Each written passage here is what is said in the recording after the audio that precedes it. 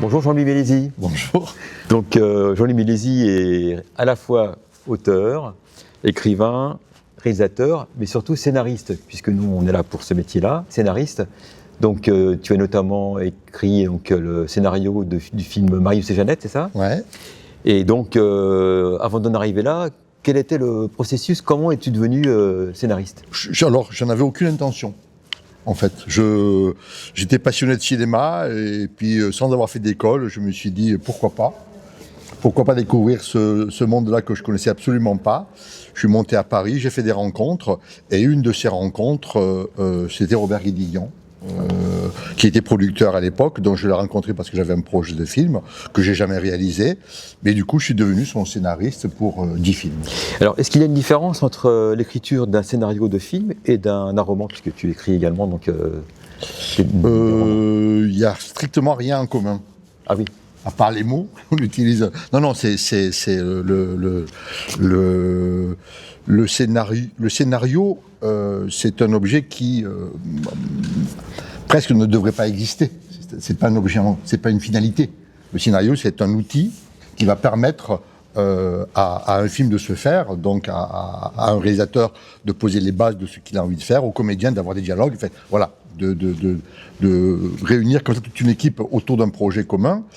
Le roman, lui, il a une finalité en soi et il offre une liberté d'écriture que ne peut pas offrir le scénario. Le scénario, tout ce qui est écrit dans un scénario est destiné à être filmé, donc à être vu d'une manière ou d'une autre. Le roman, dans une même phrase, on peut passer de la pensée d'un personnage à après-demain et revenir à hier. Tout ça, c'est possible dans un roman. C'est beaucoup plus difficile à mettre en place dans un scénario. Le scénario ne peut jamais être à la première personne, alors que beaucoup de romans sont écrits à la première personne. Voilà, il y a plein de différences comme ça. Et le scénario, quand on écrit un scénario, on est à la fois le scénariste, le réalisateur, on est le décorateur, on est l'habilleur, on fait tous les métiers, parce que c'est une finalité en soi. Il n'y a personne entre l'écrivain du roman et le lecteur. Il n'y a personne. Entre l'auteur du scénario et le spectateur, il y a une palanquée de gens qui vont travailler, etc., etc. Mais alors, la démarche initiale, elle vient plutôt du réalisateur ou du scénariste? Est-ce que c'est un scénariste qui propose une histoire ou est-ce que le réalisateur demande l'aide d'un scénariste? Tous les cas de figure existent. Hein. Il y a il y a pas mal de réalisateurs qui écrivent leur propre scénario, seuls ou avec d'autres personnes.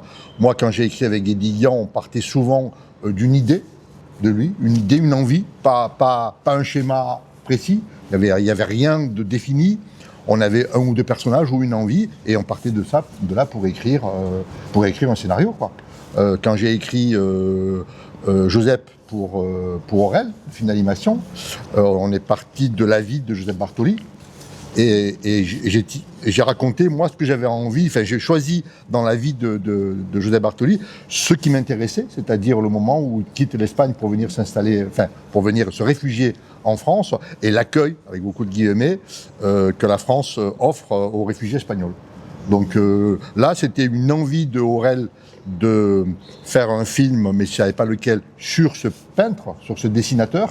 Il ne savait pas que raconter de la vie, il avait que 85 ans, je crois, Bartoli, donc il ne savait pas quoi raconter, je lui ai mené une histoire. Alors l'écriture pour un film d'animation, je suppose qu'elle ne pourra pas être transposée pour un film classique avec des personnages, ou c'est vraiment une écriture spécifique, le film d'animation? Moi, j'ai écrit un scénario. J'aurais écrit pratiquement le même scénario si ça avait été tourné avec des acteurs en plus de vue réelle. J'aurais... Le seul piège dans lequel je suis tombé, c'est de me dire que puisqu'on est en animation, on peut tout faire. Et c'est vrai qu'en théorie, on peut. Si on veut faire un film de science-fiction en plus de vue réelle, on se dit qu'il faut des moyens. En animation, c'est toujours du dessin et de l'animation. Voilà. Sauf que on doit rentrer dans une économie. Et j'ai appris ça en travaillant sur Joseph, c'est que le moindre dessin fait intervenir pas mal de personnes pour travailler, donc ça coûte de l'argent. Donc dans une même séquence, si on a affaire à un ou deux acteurs, en plus de vue réelle, on peut faire venir des figurants, ça va coûter un petit peu plus cher, mais pas tant que ça. En animation, si on commence à devoir faire bouger 10, 20, 30 personnes, ça veut dire qu'il faut énormément de personnes derrière qui vont venir travailler. Donc, chaque seconde coûte énormément plus. Donc, il faut, si on a un budget serré, il faut tenir compte de ça. C'est ça, c'est ma question. Donc, en fonction du budget, le scénario est adapté. Tous les films pour lesquels j'ai écrit avaient tous un budget un peu. On ne pouvait pas partir de n'importe quelle folie. Mais voilà, en animation, c'est encore plus précis. Voilà, j'étais tombé dans ce piège et j'ai vite rectifié le tir. On m'a simplement dit, ça c'est pas possible, ça coûte trop cher. Voilà. Alors, les principales difficultés que vous pouvez rencontrer pour l'écriture, c'est ça en fait, ce sont surtout des contraintes budgétaires. Les difficultés, c'est l'écriture en soi, c'est-à-dire trouver les idées, les mettre en séquence, les faire vivre, enrichir les personnages, c'est ça la première difficulté. Et alors, le processus, c'est quoi? Ça part de quoi? Ça part d'une idée? Ça part de tout. Ça peut être une idée, ça peut être... une histoire, Une histoire, ça peut être... Voilà, si on part sur Joseph Bartoli, je pars donc j'ai de la matière. J'ai de la matière, ce qui est le travail de Bartoli, les dessins qu'il avait fait sur les camps et sa vie. Donc j'ai déjà une matière dans laquelle je vais puiser. Après, si c'est un film comme Marius et Jeannette, l'idée de départ, c'était simplement que Guédiguian voulait refaire un film avec les mêmes acteurs, Ariane Ascaride et Gérard Mélan. Une vingtaine d'années après, le premier film qu'il avait réalisé avec eux. Mais pas le même personnage, simplement recréer une histoire d'amour. On est parti de ça. À partir de là, on pouvait écrire ce qu'on voulait. Et on est arrivé à Marius et Jeannette. Mais voilà, c'est l'idée. À partir du moment où on me fournit, ou si j'ai l'idée, 2-3 personnages, après c'est la pâte à modeler, quoi. On commence à créer, puis les choses évoluent au fur et à mesure de ce qu'on a envie d'écrire. Moi, j'écris pas avec des plans. Donc je ne sais pas forcément où je vais. Je passe pas 3 mois à me dire tel personnage, il a telle trajectoire, tel. Non, je commence à écrire et les choses viennent. Les choses évoluent, après il faut recommencer, il faut repartir au début, rayer. Voilà. Mais est-ce que c'est un travail un peu solitaire ou finalement il y a quand même toujours un échange avec le réalisateur futur ou un travail d'équipe qui peut se mettre en place au fur et à mesure?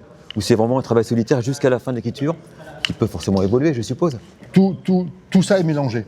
Ouais. C'est-à-dire que forcément le travail d'écriture c'est un travail solitaire. Il faut être... Même si...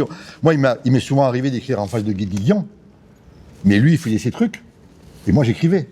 On était toujours dans ses bureaux, il était producteur, donc il réglait ses trucs de polo, il répondait au téléphone et tout, et moi, j'étais dans ma bulle, en train de travailler. Donc on échangeait de temps en temps, mais le travail restait le travail, moi face à face avec un texte, et non pas forcément avec un réalisateur. Mais quand je travaille avec Guédiguian, ou quand je travaille avec Aurel, il y a toujours des moments où on discute de ce que j'ai écrit. Donc là, il y a un travail d'équipe qui se met en place. Et le travail d'équipe amène de nouveau un travail solitaire. Parce que on se dit, ça c'est trop long, ces personnages-là, il y en a trop, est-ce que tu pourrais pas les réduire? Est-ce que cette situation-là, elle n'arrive pas un peu trop tard? Moi j'ai ça, je repars. Et à partir du moment où on change quelque chose dans une séquence, ou qu'on change une séquence, ça modifie tout le jeu. Oui. Donc il faut être à ce moment-là, j'ai besoin d'être seul pour recalibrer tout ça, et voilà. À l'étape du montage, qui est une étape importante, qui peut vraiment même changer un petit peu le scénario, est-ce que vous intervenez et vous arrivez d'intervenir au montage, ou c'est le réalisateur qui, au bout du compte, connaît l'idée? Alors, dans le film d'animation, la grosse différence, c'est que le montage se fait avant le travail de création, on peut dire de réalisation, mais ça se fait avant. C'est-à-dire que, comme chaque seconde, chaque image coûte beaucoup d'argent, donc le montage se fait avant pour qu'il n'y ait pas de perte. Alors que quand on tourne en prise de vue réelle, des rushs, il y en a 10 fois plus de rushs que ce qu'il faut. Mais on a besoin de ça pour travailler. En animation, c'est pas possible. Donc le montage se fait avant. Là, je n'interviens pas beaucoup. Je fais des réajustages. Là, pour le prochain film de Aurel, il est en train de travailler avec le monteur. Et ça va amener des modifications dans l'ordre des séquences, etc. Et donc, dans les dialogues, donc après leur passage, je fais une autre couche pour rectifier, voir si ça marche encore, quoi. En prise de vue réelle, ce que je faisais régulièrement avec Guédiguian, c'est que j'assistais à une projection à un moment donné du montage. le monteur et le réalisateur sont tellement immergés dedans qu'ils ont besoin d'avoir des regards extérieurs. Eux, d'avoir du recul et d'avoir des regards extérieurs. Et moi, j'intervenais toujours 1 ou 2 fois pour, d'abord, vraiment redécouvrir le film et en même temps, parfois, les ramener sur les intentions de départ qui peuvent se perdre. Sur un personnage, sur une séquence que j'avais écrite dans telle optique, et les jeux des acteurs, ou ne serait-ce que... parce qu'il arrive, quand on fait du montage, on intervertit des répliques, ça peut changer, donc moi je leur donne mon avis. Après, ils font ce qu'ils veulent. J'ai absolument pas mon mot à dire. Alors, sujet incontournable, l'intelligence artificielle, qui arrive, notamment dans l'écriture. Ouais. Qu'est-ce que vous en pensez? Alors c'est complémentaire. J'ai l'impression, et j'en ai parlé avec quelqu'un dont c'est le métier qui me l'a un peu confirmé, j'ai l'impression que depuis qu'on nous vend l'intelligence artificielle, Internet est devenu beaucoup plus con.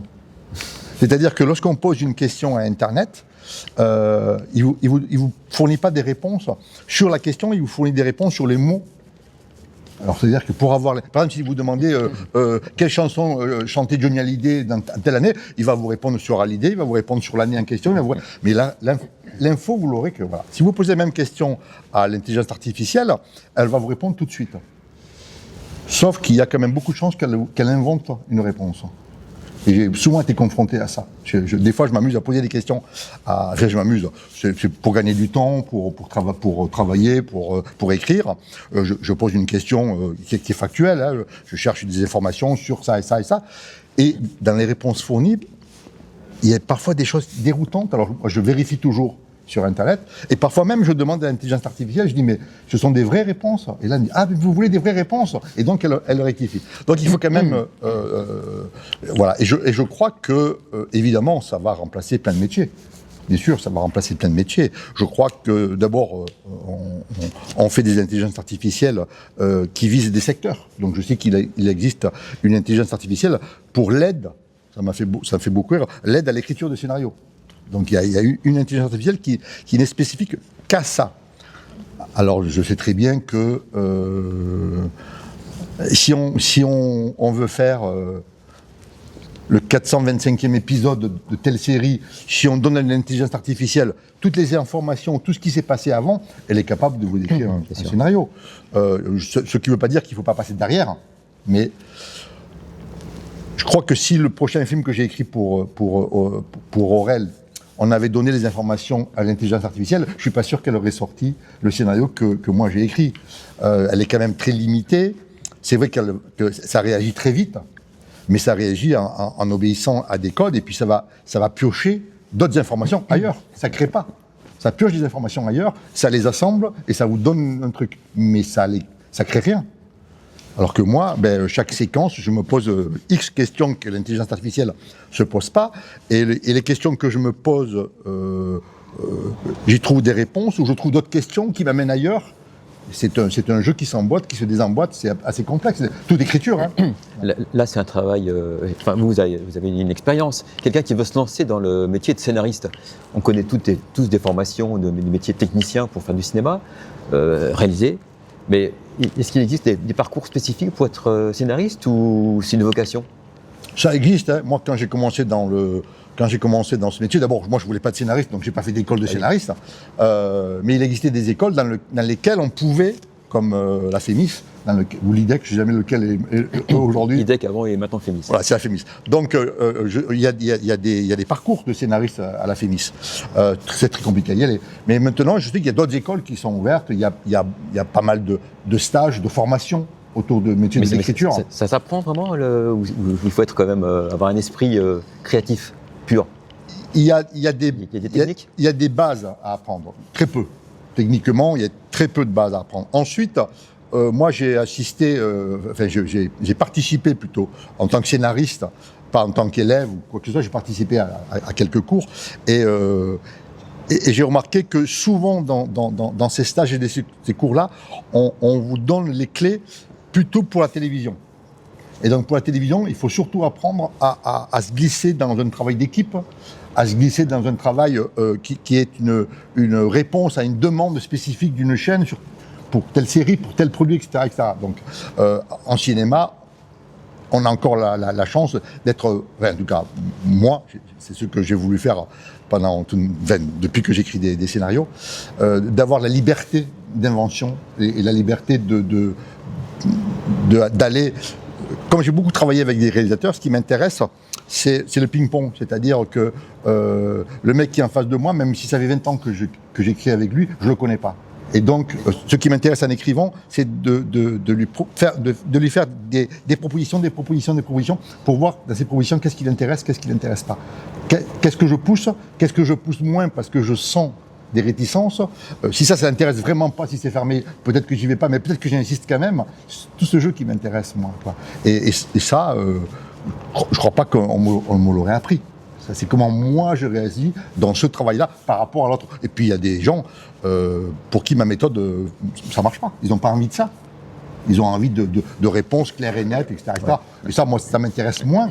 Ce qui m'intéresse, moi, je continue à faire ça avec Aurel, c'est-à-dire que je tire plein de ficelles, beaucoup trop, pour savoir lesquelles, d'abord pour savoir moi, lesquelles j'ai envie de poursuivre, d'aller au bout, et lui, puisque c'est lui qui va le réaliser. Qu'est-ce qui l'intéresse, qu'est-ce qui l'intéresse pas, pourquoi, et quand j'ai les réponses au pourquoi, je m'adapte et je retravaille, et évidemment, j'améliore, hein, parce que le but du jeu, c'est d'améliorer. Très bien. Merci Jean-Louis Mélézy pour votre expérience partagée. C'était très intéressant. Merci. Merci beaucoup. Merci.